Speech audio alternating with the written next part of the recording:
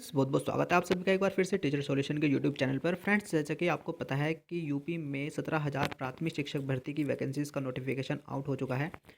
और जिसके लिए अब यूपी में सुपर टैट होगा 17,000 वैकेंसीज़ के लिए ओनली, जो कि केवल हैं 17,000 वैकेंसी जिसके लिए प्राथमिक शिक्षक भर्ती निकली हैं। तो फ्रेंड्स, इस वीडियो में हम बात करेंगे कि नोटिफिकेशन जो आपका ऑफिशियल होगा वो उसकी डेट क्या है आने की, और कौन कौन ऐसे स्टूडेंट हैं जो इस एग्ज़ाम के लिए एलिजिबल होंगे और कौन कौन इस एग्ज़ाम को दे सकता है। और बात करेंगे छात्रों के साथ कैसा धोखा हुआ है जो कि किया गया है सरकार के द्वारा और माध्यमिक शिक्षा परिषद के द्वारा। तो चलिए वीडियो को जल्दी से स्टार्ट करते हैं और सभी डिटेल पर हम बात करेंगे। तो फ्रेंड, जैसे कि आप देख सकते हैं, शासन आदेश जारी हुआ था जिसमें दिखाया गया था कि 1,37,000 पद टोटल थे जिसके लिए शिक्षक भर्ती होनी थी। तो ये शिक्षक भर्ती जो हुई थी ये 2 अटेम्प्ट में हुई थी, यानी कि 2 बार ये निकले थे, एक करके निकले थे ये 68,500 और दूसरी बार ये निकले थे 69,000। तो फ्रेंड्स, मैं आपको बता देता हूँ वो पूरी कहानी क्या है। 1,37,000 आपके टोटल पद थे जो कि टीचर के लिए थे, और एक बार निकले थे 68,500 और एक बार ये निकले थे 69,000। तो फ्रेंड्स, ये दोनों भर्ती हुई और 68,500 में क्या हुआ कि 6,000 पदों पर 6,000 जो आरक्षित पद थे उन पर किया गया घोटाला, है ना। 6,000 आरक्षित पद पर घोटाला किया गया और जिसमें जनरल स्टूडेंट को ज्वाइनिंग दी गई फ्रेंड्स, है ना।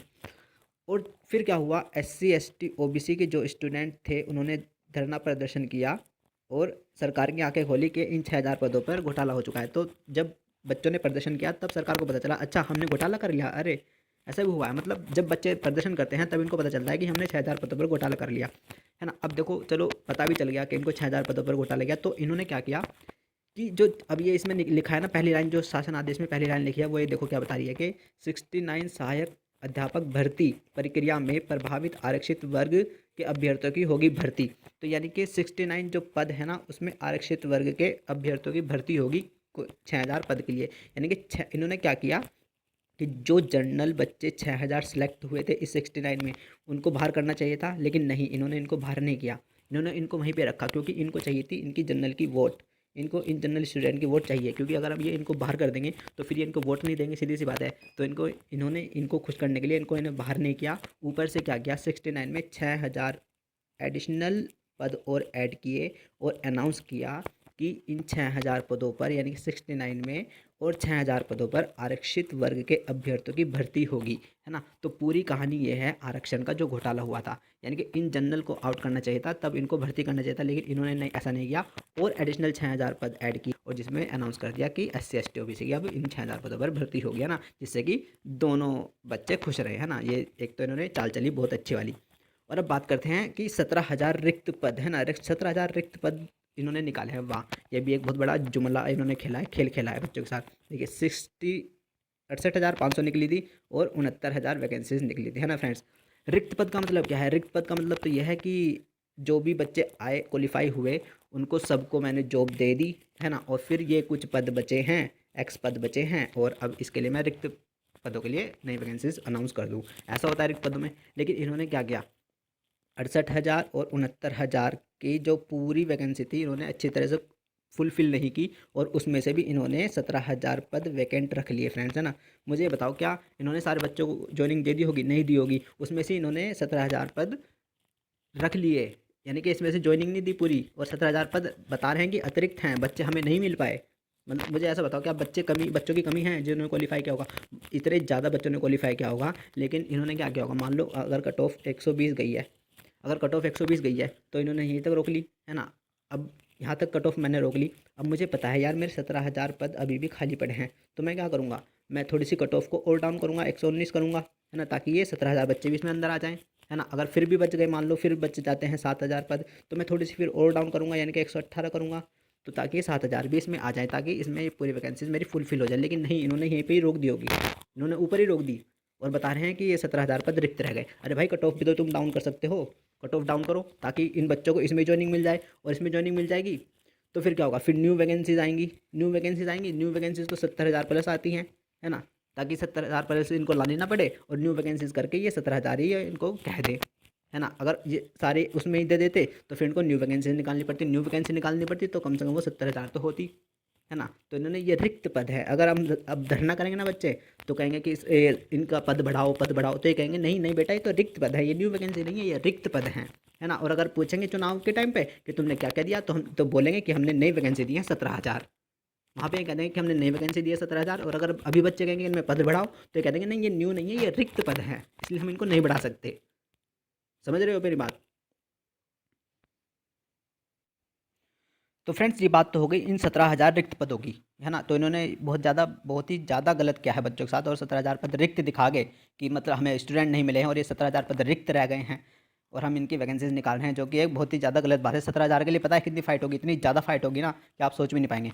तो चलिए बात करते हैं अब दूसरी के, इस 17,000 पदों के लिए कौन ऐसे हैं जो एलिजिबल होंगे। इसके लिए एलिजिबल जो कैंडिडेट होंगे वो कौन कौन होंगे। देखो जो ये नोटिफिकेशन आएगा ना ऑफिशियली, जो ये नोटिफिकेशन आएगा ऑफिशियली, इसकी जो डेट है ना रियल, वो है 8 जनवरी। तो और आज क्या है, आज 4 जनवरी है, यानी कि 4 दिन ओनली बचे हैं। 8 जनवरी 2022 को ये आपका ऑफिशियल नोटिफिकेशन जारी हो जाएगा।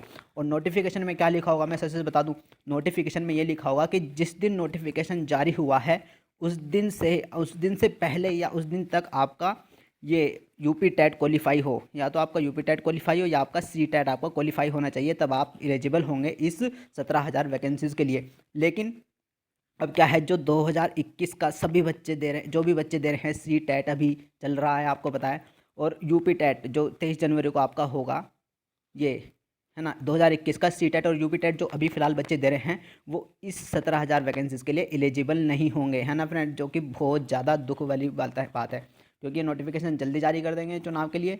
और जो अभी 21 का जो सी टेट और यूपी टेट में बेचारे एलिजिबल ही हैं, अभी दे रहे हैं एग्ज़ाम, वो इस 17,000 वैकेंसीज़ के लिए एलिजिबल भी नहीं हो पाएंगे, जो कि बहुत ज़्यादा गलत बात है।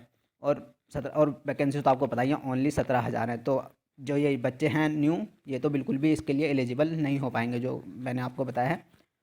और तो यही पूरी बात है फ्रेंड्स। अब देखो करना क्या है ना, देखो ये एक पहली इतनी ज़्यादा गंदी गवर्नमेंट हमको मिली है इस बार, इतनी ज़्यादा गलत सरकार ये चुनी गई है। मतलब मुझे बताओ भारत के इतिहास में ऐसी कौन सी सरकार होगी जिसमें बच्चों को अपनी नौकरी लेने के लिए धरने करने पड़े, प्रदर्शन करने पड़े, पुलिस की लाठियाँ खानी पड़ी। ऐसी तो कोई सरकार नहीं रही भारत के इतिहास में। एक यही ऐसी पहली सरकार है जिसमें बच्चों को एग्ज़ाम देता है और फिर उसके ज्वाइनिंग के लिए वो धरने करता है, फिर डंडे खाता है पुलिस के, है ना, फिर उसको इधर उधर बसों में इधर मतलब वो भगा देते हैं, ऐसे ही करते हैं ये। मतलब सभी में देख लो, एसएससी जीडी में, एसएससी में, और सभी में, टीचर भी अब तो सड़क पर है।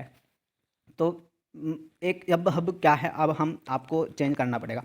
मतलब कहने की बात यह है कि शिक्षक जो होता है, शिक्षक एक बहुत बड़ी ताकत है। शिक्षक क्या नहीं कर सकता, कहते हैं ना कि शिक्षक देश का फ्यूचर डिसाइड करता है। शिक्षक जो है देश का फ्यूचर डिसाइड करता है, क्योंकि वो बच्चों को पढ़ाता है, और जैसे ही बच्चों को बनाएगा और ऐसा ही देश बनेगा। तो शिक्षक क्या नहीं कर सकता, शिक्षक बहुत कुछ चेंज कर सकता है। तो फ्रेंड्स मैं आपसे रिक्वेस्ट करूँगा कि इस बार जब इलेक्शन होंगे ना, तो हमें भी बिल्कुल चेंज करना है, यानी कि वोट की चोट देनी बहुत ज़रूरी है फ्रेंड्स। वोट की चोट देनी सरकार को बहुत ज़्यादा ज़रूरी है, वरना ऐसे ही धरने होते रहेंगे और ऐसे ही डंडे स्टूडेंट खाते रहेंगे। मेरी वीडियो को आप ज़्यादा से ज़्यादा शेयर करें अपने फ्रेंड्स के साथ, अपने भाई बहन के साथ, ताकि पता चले कि हाँ चेंज करना बहुत ज़रूरी है।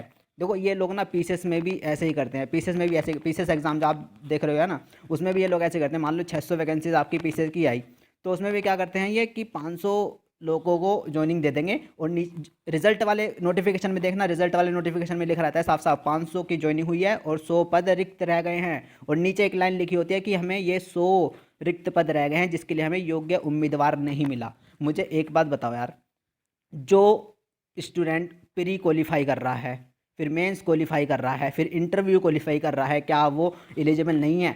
हैं मतलब तुम उन 600 पद को भी पूरे फुलफिल नहीं करवा रहे हो, और ऊपर से खाली करके ये कह रहे हो कि हमें योग्य उम्मीदवार नहीं मिला। अरे बच्चों की कमी है क्या? बच्चे तुम्हारे से कम होशियार है क्या? बच्चे तुम्हारे से 100 गुना ज़्यादा होशियार हैं, लेकिन तुम पूरे पद तो भरो जितने निकाले हैं, मतलब जितने निकाले उतने पद नहीं भरते हो, ऊपर से दिखाते हो कि हमें योग्य उम्मीदवार नहीं मिला।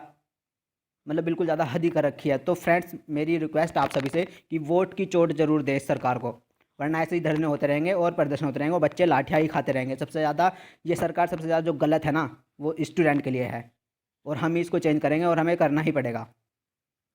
तो अगर आपको वीडियो अच्छी लगी हो तो वीडियो को लाइक करें, अगर आप हमारे चैनल पर नए हैं तो चैनल को सब्सक्राइब कर लीजिए, ताकि आपको ऐसे ही वीडियो के नोटिफिकेशन मिलते रहें और ऐसी आपको सटीक जानकारी फ्रेंड्स मिलती रहे। तो आप और वीडियो को शेयर भी करिए ताकि ज़्यादा से ज़्यादा लोगों को पता चले। और तब अपना ख्याल रखिएगा। बाय बाय, नमस्कार, और खुश रहिएगा, क्योंकि ओमिक्रॉन के केस भी काफ़ी बढ़ रहे हैं, तो अंदर रहेगा घर में ही और पढ़ते रहिएगा। चलिए, थैंक यू।